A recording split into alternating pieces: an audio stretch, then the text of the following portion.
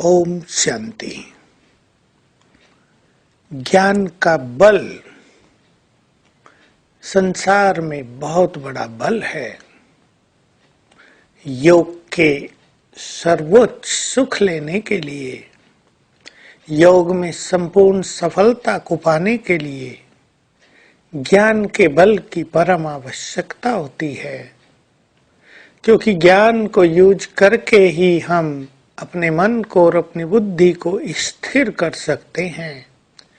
ज्ञान के द्वारा ही हमें मैं कौन हूँ इसका संपूर्ण ज्ञान होता है, और जब तक मैं कौन हूँ इस स्वरूप में हम स्थित न हुए, परमात्म स्वरूप में स्थित होना भी कठिन हो जाता है। तो हमें अपने अंदर ज्ञान का बल भी बहुत बढ़ाना है। जैसे ब्रह्मा बाबा को मुरली के प्रति बहुत रस था, बहुत आकर्षण था। मुरली सुनाना और सुनना ये जैसे उनका जीवन था।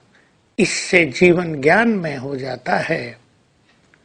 ज्ञान का चिंतन हमारे विवेक को दिव्य विवेक और सद्विवेक में बदल देता है। मुरली सवेरे सवेरे हम सुनते हैं तो आत्मा में ईश्वरीय रस भरता है, उसके प्यार की गुड फीलिंग होती है, और सवेरे ही हमें कुछ ऐसे सुंदर विचार मिल जाते हैं जिससे हमारी समस्याओं का समाधान हो जाता है, जिससे हमारे विचारों में महानता आने लगती है। कोई छोटी मोटी कमी जीवन में काम कर रही हो वो समाप्त हो जाती है। इसलिए मुरली का बहुत अच्छी तरह से अध्ययन करना यह सबसे अच्छी बात है। क्लास में जाकर श्रेष्ठ स्थिति में बैठकर मुरली सुनना, इसकी बहुत जरूरत है। कई लोग मुरली को पढ़ लेते हैं फटाफट 5-7 मिनट में, इधर देखा उधर देखा, आगे पीछे का पढ़ लिया, मुरली हो गई। ये नियम निभाना ये भी चलो कुछ न करने से अच्छा है, पर मुरली का रस प्राप्त करना, मुरली जीवन में रस भरती है। मुरली एक माधुर्य है, मुरली एक संगीत है, भगवान का गीत है। उसे उसी तरह सुनना, उसका रसपान करना, ये हमारे जीवन के लिए एक बहुत ही महत्वपूर्ण अंग है। क्योंकि जिन्हें संपूर्ण बनना है उन्हें चारों ही सब्जेक्ट में फुल होना पड़ेगा। एक सब्जेक्ट बहुत अच्छा हो गया, दूसरा बहुत ढीला रहा, इससे संपूर्णता नहीं आएगी।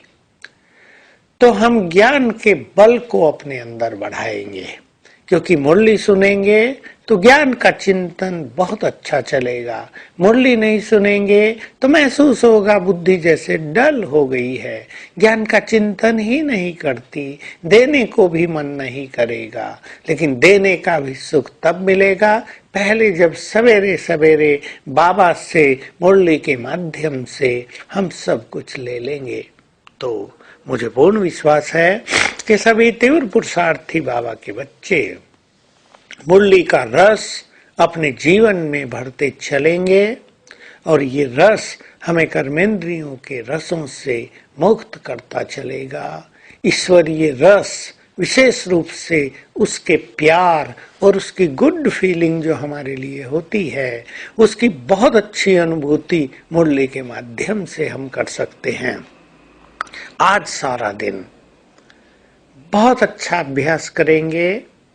मैं ब्राह्मण, सो फरिश्ता, सो देवता, जैसे हमारी दोनों ये ड्रेस फरिश्ते की और देवता की, देह रूपी ड्रेस, देह रूपी वस्त्र हमारे सामने खूंटी पर टंगे हैं, और मैं ब्राह्मण आत्मा अब इस देह में हूँ, इससे निकलकर चलती हूँ फरिश्ते की देह में।